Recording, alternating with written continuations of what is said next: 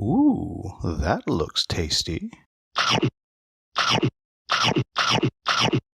Folks, today the Hungry Gamer is back with another crowdfunding preview. Today we're talking about Deep Shelf. And before I get started, please make sure you turn your Klingon subtitles, because if I make any mistakes in the rules overview, that's where you'll find the corrections.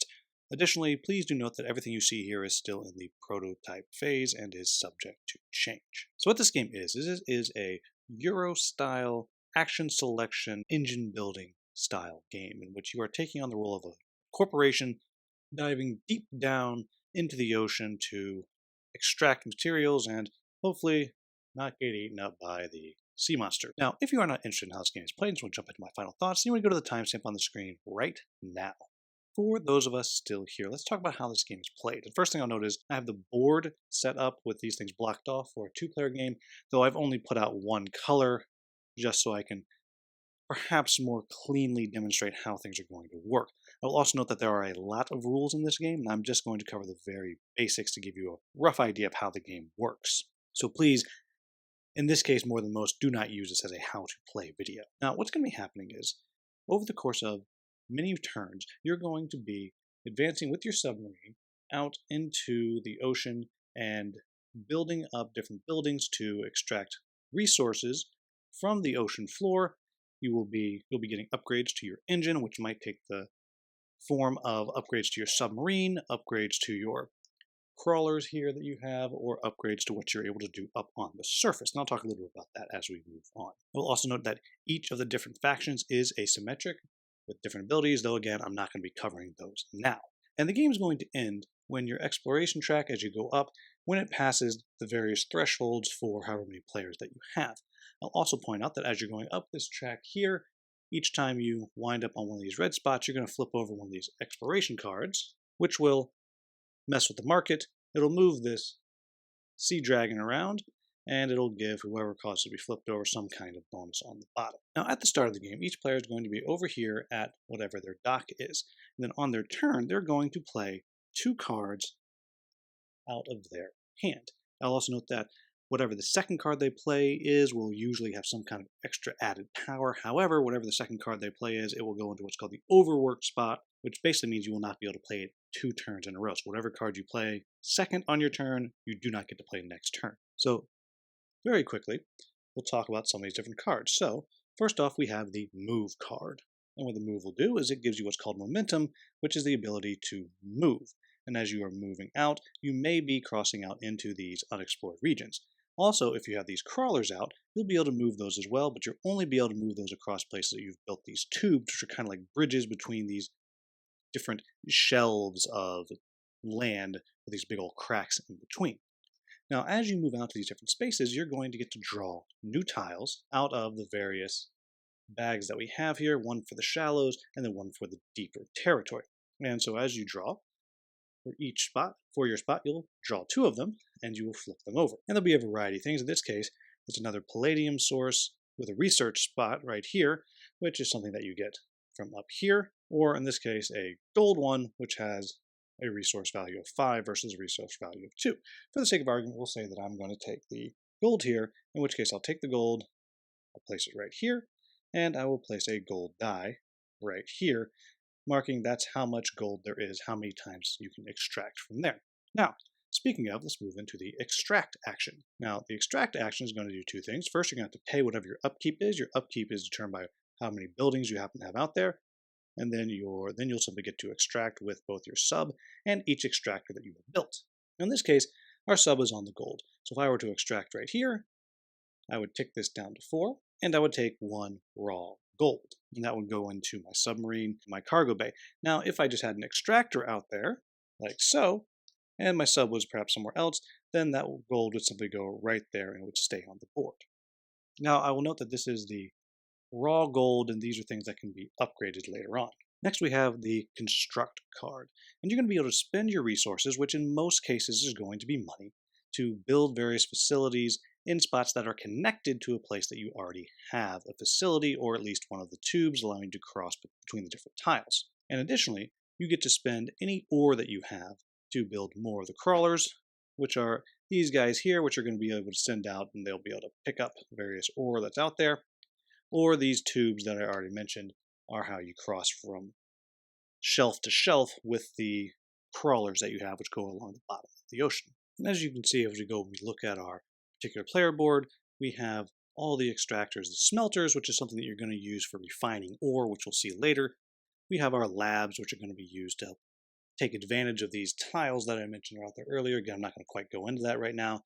And we have the worker complexes, which are going to lower the upkeep that you have to pay. And then each faction has their own special building they can put out there, which also comes with a special card that then becomes part of your hand. And you'll simply pay what is on the board, and you'll be able to put it out. And I'll talk a little bit about those in just a moment. The next one is called process ore.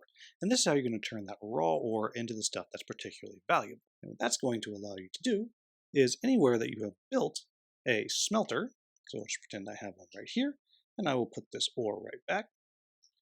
And I'll just place out another tile here for the sake of argument, and you'll be able to smelt some of the ore and basically make it more valuable. And you'll gain $1 for doing it, and then your smelter will be able to turn 2 pieces of ore per smelter into something advanced. So in this case, I could turn this gold into that, and I could turn this palladium raw ore into that right there. And the value in that is you'll be able to use that in the next action, and also be able to sell it at the market to make more money.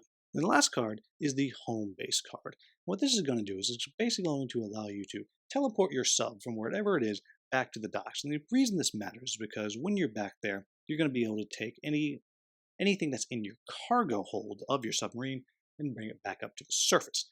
Now, what matters is on the surface, because when it's on the surface, you're going to be able to use that in the next action that I talk about. In addition to that, you can check out the market, which is up here, and you can either buy things or sell things. And as you buy and sell, if you buy something, the price goes up. If you sell something, the price will go down, kind of representing supply and demand. And also, I mentioned that you're able to teleport back. Even if I was all the way out here, of course, these would have tiles on them, I could then come all the way back over here without having to take a whole bunch of move actions to get there. And the final card is the science card. And what's going to happen here is you're going to have to pay a kelp, which is another resource, and then you will discard the refined ore from the surface, and that's going to allow you to buy different upgrades for your sub or your surface or whatever. And then I'll note down here it has, this is more powerful if I happen to use it as the second action. And then when you purchase something, you're going to come to this developments, and it's broken down by what the main cost is. In this case, all of these cost gold, palladium, and osmium. And they cost more the further down you go, and there are restrictions on how many you can have, and so on and so on. But what matters here is if, let's just say, I happen to purchase one of these here. I make this purchase right here, which will allow my sub to go into the depths. Well, that would cost me 1 osmium. And then what happens, and I would take that 1 cube, and I would put it here. If a second one comes out, then there would be a permanent discount, which we can just slot this thing in right here, like so. And what that means is there is now a discount all across the board of 1 osmium if it is a secondary cost. You'll see once you start moving down these lines, there starts to be secondary costs that you have to pay, so things get cheaper and cheaper the more develops that have been purchased. And you're going to play through the game until you get high enough up the exploration track, which will trigger the end of the game. At the end of the game, you will get points for a whole mess of stuff, from resources you have left over to how far you've gone up the science track, which honestly, I haven't even mentioned the science track, but of course is there as well. As you're playing through the game, you'll be able to move yourself up these tracks as you go, and that is based on some of the other actions that you're going to do as well, which I did not get into. As I said, there's a lot going on in this game, and I'm just covering the basics. But that is the core of how this game works. So what do I like about this game? The first thing is I really do like the level of crunch in this game. There is just so much that you can really just sink your teeth into and really over time develop different strategies, and because of that I think there is a high level of replay even once you get past the basic asymmetric player boards and different factions and whatever. Just all the ways you can upgrade, all the different tiles that can come out, all the different avenues of points that you can pursue. I really do enjoy that. Next thing that I like is I like the action selection. I like the way the cards work. I like how you constantly have that really hard decision of what am I going to play next? Which one am I going to get the boost on?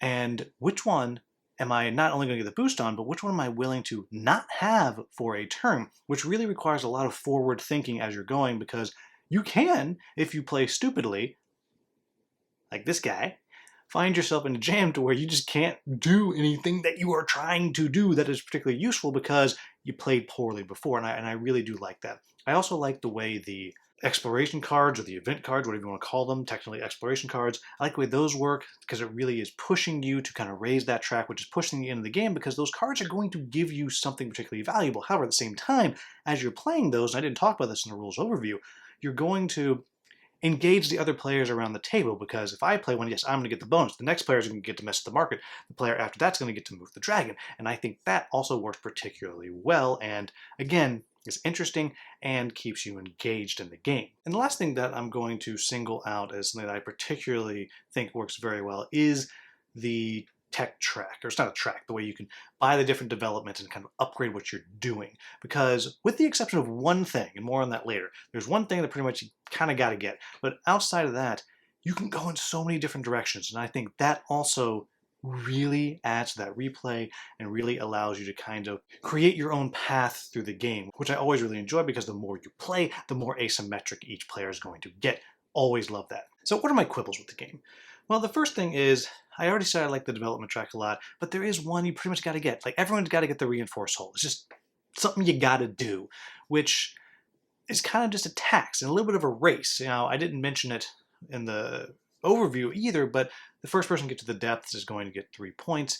And so really it's the first person who researches that technology or buys that technology and then gets to the depths. I don't know.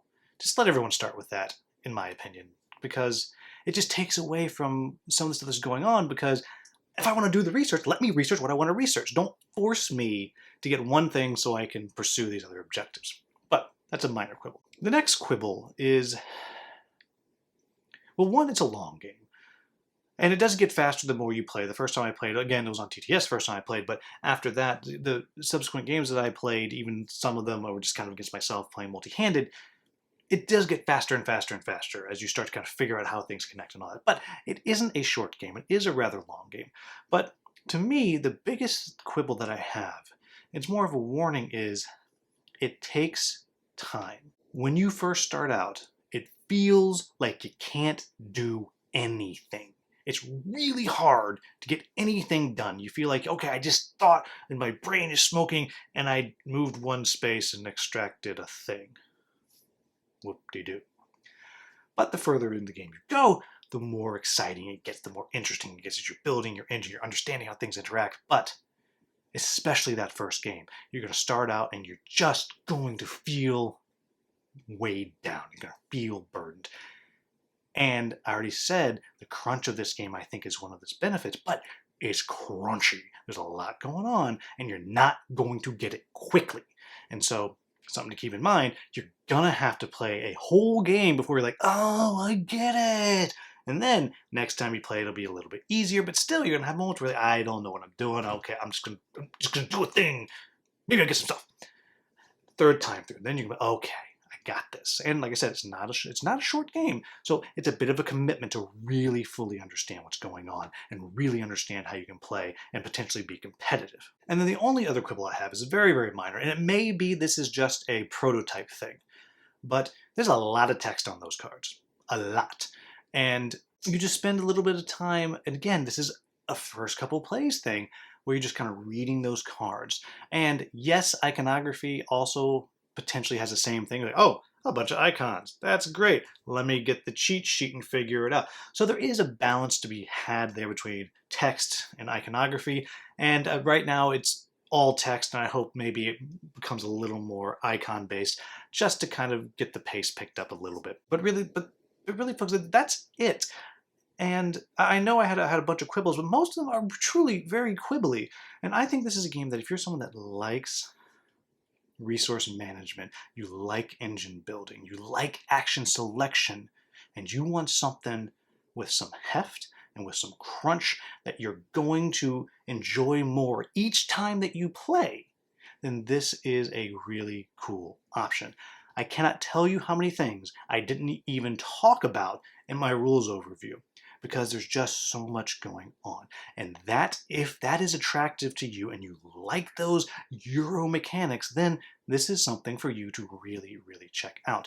And I didn't even mention, I think the production quality, yeah, this is what looks like a handmade prototype, is really nice. The entire board is double layered. Is it necessary? I don't know, but you can pry it from my cold dead hands now that I've seen it, now that I've had it. So there you have it, folks. That is Deep Shelf. As always, if I made any mistakes in the rules overview, please let me know in the comments with the timestamp so I can get that into the Klingon subtitles. As always, if you found this video useful, please like, subscribe, and share. Thank you so much for watching. Have a wonderful, wonderful day.